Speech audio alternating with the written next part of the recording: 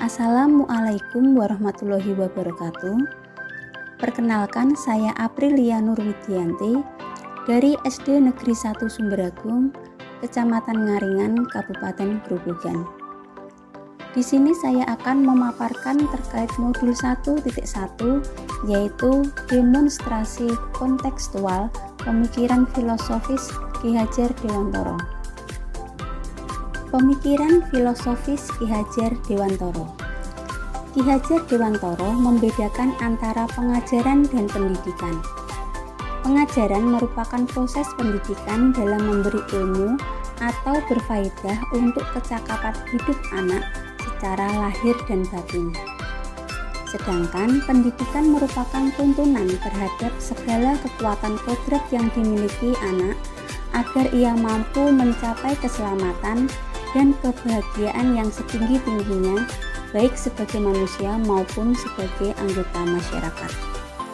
Dasar-dasar pendidikan yang menuntun. Dalam menuntun laku dan pertumbuhan kodrat anak, Ki Hajar Dewantara mengibaratkan peran pendidik seperti petani atau tukang kebun. Sedangkan siswa diibaratkan sebagai biji tumbuhan yang disemai dan ditanam oleh petani atau tukang kebun di lahan yang telah disediakan. Apabila bibit ini dirawat dengan cara yang benar, maka akan mendapatkan hasil yang luar biasa. Begitu pula dengan siswa. Jika siswa dituntun, diarahkan, dan didampingi dengan cara yang baik, sesuai dengan kebutuhan, karakter, minat, serta bakatnya, maka akan menghasilkan siswa-siswa yang luar biasa, baik itu budi pekertinya maupun ilmu pengetahuannya. Ki Hajar Dewantara juga menjelaskan bahwa pendidikan bertujuan untuk menuntun anak untuk menebalkan garis-garis samar agar dapat memperbaiki lakunya untuk menjadi manusia seutuhnya. Kekuatan sosio-kultural menjadi proses menebalkan kekuatan kodrat anak yang masih samar-samar. Jadi, anak bukanlah kertas kosong yang bisa digambar sesuai keinginan orang dewasa. Maka, tugas kita sebagai pendidik yaitu menuntun anak dengan memanfaatkan nilai-nilai luhur budaya lokal agar anak mampu mengelola dirinya untuk hidup bersama orang lain sebagai manusia dan anggota masyarakat. Pemikiran Ki Hajar Dewantara yang selanjutnya yaitu dasar pendidikan anak berhubungan dengan kodrat alam dan kodrat zaman. Kodrat alam ialah keadaan yang berhubungan dengan sifat dan bentuk lingkungan tempat peserta didik berada, baik itu kultur budaya maupun kondisi geografisnya. Kodrat alam juga berhubungan dengan karakter anak. Pendidikan tidak bisa memaksakan atau menghapus kodrat alam dari seorang anak, tapi hanya memoles dan menuntun menjadi hal-hal positif dan lebih baik. Selain kodrat alam, pendidikan juga harus memperhatikan kodrat zaman, di mana akan selalu terjadi perubahan dari waktu ke waktu, sehingga keterampilan yang harus dikuasai anak terus berkembang. Maka dari itu, pendidikan harus mampu menciptakan peserta didik yang mempunyai kemampuan sesuai dengan zamannya. Pendidikan yang berhamba pada anak. Pendidikan yang menghamba kepada anak menekankan pada bakat, minat, kebutuhan, dan kemampuan anak. Pendidik harus mampu menghadirkan pembelajaran yang berpihak kepada anak.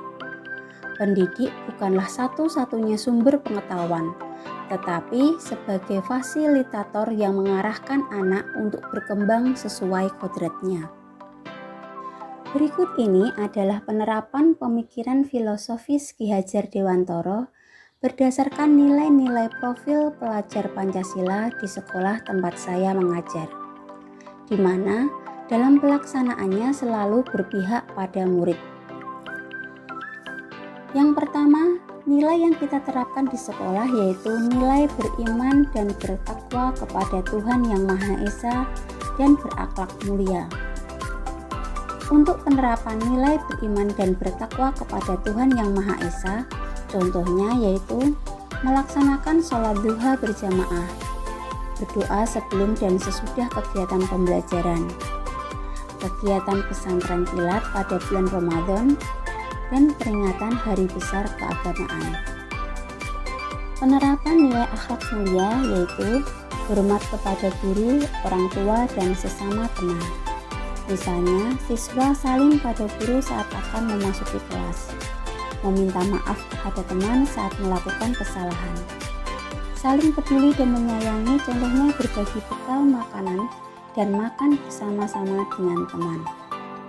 Yang kedua adalah nilai gotong royong. Contoh penerapan nilai gotong royong di sekolah saya, yang pertama adalah melaksanakan kegiatan Jumat bersih untuk menumbuhkan sikap kerjasama dan peduli terhadap kebersihan lingkungan. Yang kedua yaitu melalui kegiatan kerja kelompok atau diskusi kelompok untuk menumbuhkan sikap kerjasama, menghargai dan menghormati pendapat orang lain. Yang ketiga yaitu nilai kebinekaan global. Nilai kebinekaan global mengandung makna untuk mempertahankan dan melestarikan budaya luhur.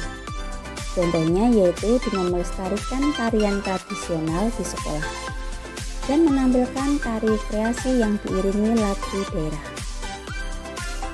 Tantangan dan solusi penerapan pemikiran filosofis Ki Haji Abdulwantoro. Bagi saya, tantangan sebagai seorang pendidik di abad 21 adalah memberikan pengalaman belajar kepada peserta didik sesuai dengan kodrat zamannya. Sebagai pendidik di era digital, saya harus mampu mengintegrasikan teknologi ke dalam kegiatan pembelajaran, sehingga siswa dapat mempunyai kemampuan sesuai zamannya. Solusinya yaitu meningkatkan kemampuan saya dengan cara mengikuti seminar, diklat, workshop yang berkaitan dengan inovasi pembelajaran era digital, supaya saya lebih melek teknologi dan dapat menerapkannya dalam pembelajaran.